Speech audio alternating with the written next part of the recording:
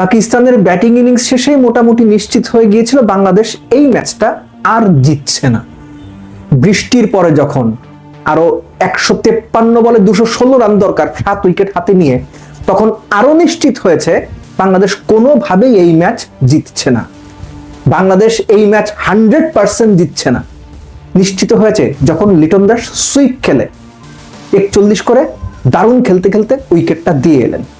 Bangladesh প্রত্যাশিতভাবে match হেরেছে। কেন 274 করার পর বাংলাদেশ ম্যাচ জিতছে না আমার মনে হয়েছে, ভাই যে দল সবশেষ 3টা সিরিজে 9টা ওয়ানডেতে একবার মাত্র 250 করতে পারছে, যে দল ওয়ানডেতে সবশেষ 9 ম্যাচে মাত্র 2বার 50 ওভার ব্যাট করতে পারছে, তারা পাকিস্তানের 274 চেস করে জিতে ফেলবে?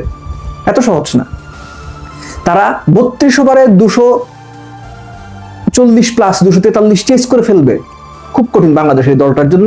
ম্যাচের আগের দিন একটা আলোচনাতেও আমি এটা বলেছিলাম যে বাংলাদেশের ব্যাটসম্যানদের কিছু করতে হবে, তারা ফেল করেছেন। প্রথম লিটন দাস, আপনারা আমার সঙ্গে একমত না হতে পারেন, কিন্তু বাংলাদেশের ব্যাটসম্যানদের খুব বিচ্ছিরি একটা অভ্যাস আছে, স্পিন বোলারের এগেইনস্টে অনেক বেশি সুইপ শট খেলা। এখন আপনি আমার বলতেই পারেন, এই বেটা তুই বেশি বুঝোস, সুইপে লিটন রান করে। আমিও জানি ভাই সুইপে লিটন রান করে। উদাহরণ দিয়ে দিচ্ছি, বিশ্বকাপে সঞ্জু স্যামসনের ব্যাক টু ব্যাক 3টা ইনিংস দেখেছেন না আপনারা? আমার আলোচনা শুনে ওই 3টা ইনিংসের হাইলাইটস বের করে দেখেন সঞ্জু স্যামসন কয়টা sweep, reverse sweep, switch hit, scoop এগুলা খেলছেন। বাইর করে দেখে তারপর আবার এসে কমেন্টে গালি দিয়ে যায়। This is the difference between Liton Das, Sanju Samson. এই কারণেই লিটনরা টপ প্লেয়ার হওয়ার সম্ভাবনা থাকা সত্ত্বেও পারেন না। That was A wrong shot selection Liton Das. আমি লিটনের কথাটা কেন বলছি? লিটন আউট হওয়ার সঙ্গে সঙ্গে নিশ্চিত হয়ে গেছে বাংলাদেশের ম্যাচটা জিতছে না, 100% নিশ্চিত হয়ে গেছে।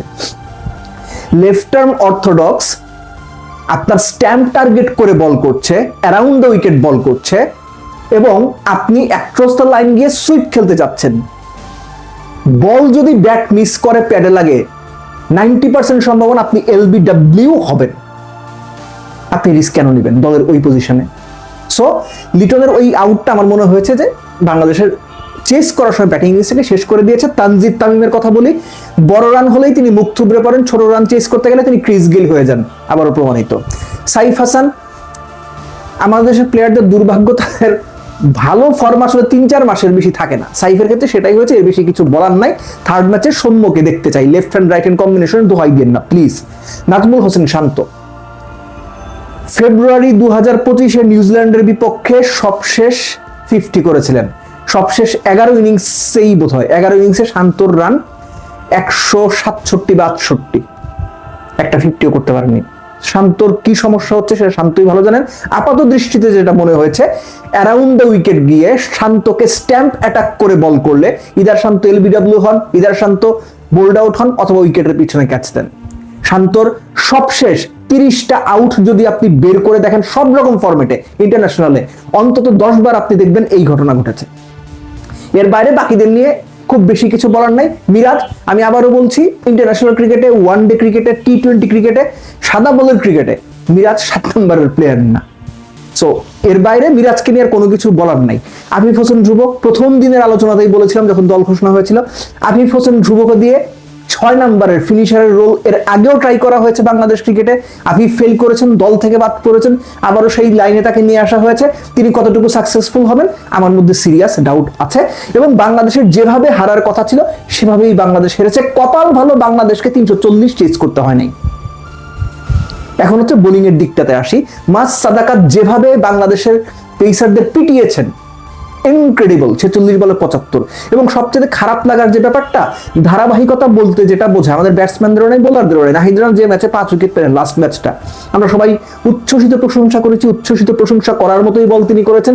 এই ম্যাচে এসেই এলোমেলো শর্ট বল, ফুল টাচ, হাফ বলিং, মানে কোন রকম কন্ট্রোল নাই। এই ম্যাচে তার 5 উইকেট পাওয়ার দরকার ছিল না। আমি ম্যাচ ডের আগের আলোচনাতে বলেছিলাম এই ম্যাচে নাহিদ রানা এক্সপেন্সিভ হতেই পারেন, কিন্তু এই কনসিস্টেন্সি আমরা দেখতে চাই, এখানেই হচ্ছে ল্যাক করে যায়।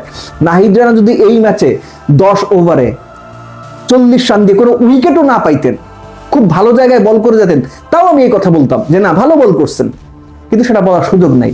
তাসকিন বাজে বল করছেন।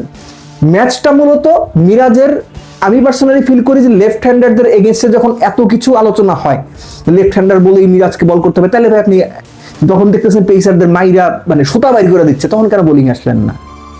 তারপরও তিনি এসে মাছ সাদাকাতকে আউট করেছেন। That was a very good wicket to take. কেননা ওই সময়ে পাকিস্তান যেভাবে 13 ওভারের মধ্যে 100 করে ফেলেছিল, মাছ সাদাকাত আউট না হলে আরো বড় ধরনের বিপত্তি হইতে পারত। এরপরে রিজওয়ান এবং সালমান আলী আগা তাদের একটা পার্টনারশিপ, কত 87 বলে বোধ হয় কত 100-র মতো পার্টনারশিপ, এক্সাক্ট নাম্বারটা আমার মনে নাই, 100-র উপরই হবে হয়তো। ওই সময়ে 38তম ওভারে পাকিস্তানের রান ছিল 231। মনেই হচ্ছিল শেষ 3 ওভারে 7 উইকেট হাতে নিয়ে পাকিস্তান অনায়াসে 100 করে ফেলবে। শেষ 13 ওভারে 78 বলে 7 উইকেট হাতে নিয়ে আপনি 100 করবেন না? 330 বাংলাদেশকে চোখ বন্ধ করে চেস করতে হবে, এমন পরিস্থিতি। ওই সময় যে সালমান আলী আগার রান আউটটা, আমি এটা নিয়ে শুরুতেই কথা বলতে পারতাম, কিন্তু হয় কি, এই বিষয়গুলো হচ্ছে মুখরোচক গল্পের মতো, এগুলো নিয়ে বেশি আলোচনা করলে ক্রিকেটীয় বিষয়গুলো বা মাঠের, ওটাও ক্রিকেটেরই বিষয়, কিন্তু একদম খেলার সঙ্গে সম্পৃক্ত ব্যাটসম্যান বোলারদের স্কিল, টেকনিক, টেম্পারমেন্ট, এক্সিকিউশন, এগুলোর সঙ্গে সম্পৃক্ত গুরুত্বপূর্ণ বিষয়গুলো আলাদা হয়ে যায়, আলোচনার বাইরে চলে যায়। এই কারণে আমি এত পরে এসে বলছি মিরাজ যেটা করেছেন ঠিক করেছেন। আপনারা দেখেছেন, আলোচনা শুনেছেন, লেখা পড়েছেন, অনেক কিছু নিয়ে বাড়তি কথা বলার দরকার নেই, শুধু এটুকুই বলবো মিরাজ যেটা করেছেন, রান আউটটা একদম ঠিক কাজ করেছেন।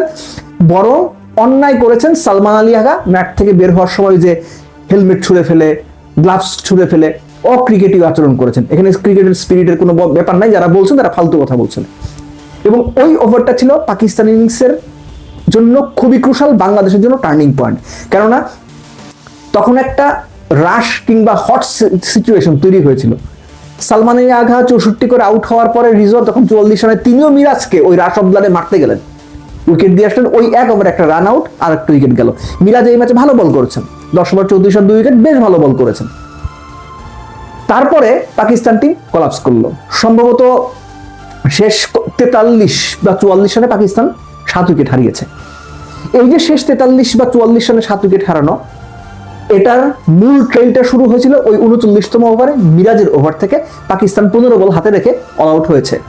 এই জন্যই বলছিলাম বাংলাদেশের কপাল ভালো, বাংলাদেশকে 330 চেস করতে হয় নাই। বাট এনিওয়েজ, বাংলাদেশের বোলিং সব মিলে শেষের দিকে গিয়ে ভালো হয়েছে, কিন্তু বাংলাদেশের বোলারদের কাছ থেকে যে কনসিস্টেন্সি আমরা আশা করেছিলাম, নাহিদ রানার কাছ থেকে, মুস্তাফিজের কাছ থেকে, তাসকিনের কাছ থেকে, এই ম্যাচে সেটা আমরা পাইনি। স্পেসিফিক্যালি শুরুর দিকে নতুন বলে, আর শুরুর দিকে নতুন বলে পেসাররা যদি উইকেট না তুলতে পারে, তাহলে সেটা কতখানি কঠিন হয়ে যায় সেই ম্যাচ, এটা বোধহয় আপনাদের নতুন করে বলার কিছু মানে প্রয়োজন নাই। সো 2 ম্যাচ শেষ, 1 অল ড্র, শেষ ম্যাচে গিয়ে ডিসাইডার। আবারও বলছি, বাংলাদেশের এই ব্যাটিং লাইন আপকেই কিছু করে দেখাতে হবে বাংলাদেশের সিরিজ জিততে হলে। নইলে ব্যাটসম্যানরা যদি এই ম্যাচের মতো আবারও ব্যর্থ হয়, বা ইতিপূর্বে যে ট্র্যাক রেকর্ড সবশেষ 3টা 4টা 5টা 6টা ওয়ানডে সিরিজে, সেই ট্র্যাক রেকর্ডে ব্যাটসম্যানদের ধারাবাহিকতার অভাব যদি আবারও দেখা যায়, তৃতীয় ওয়ানডে তো বাংলাদেশের জন্য ভালো কিছু আছে।